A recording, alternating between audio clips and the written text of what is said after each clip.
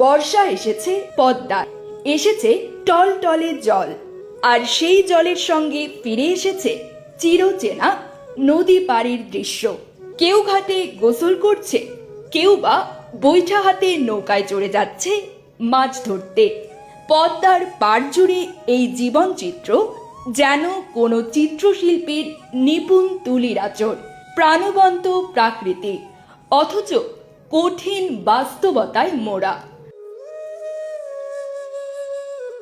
আমরা এসেছি লুঝাং থানার একটি প্রত্যন্ত গ্রাম বাকুটিয়াতে।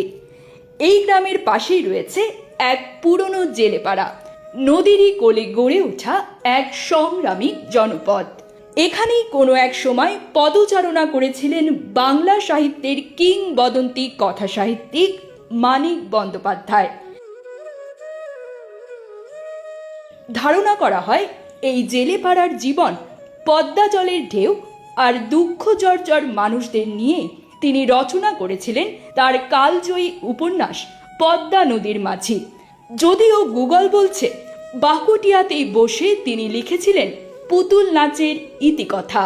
আজ আমরা এসেছি এই পদ্মা পাড়ের সেই জেলেপাড়ায়, জানতে এই পাড়ার মানুষগুলো নিজেদের অধিকার, চাহিদা ও প্রয়োজন সম্পর্কে কতটা সচেতন।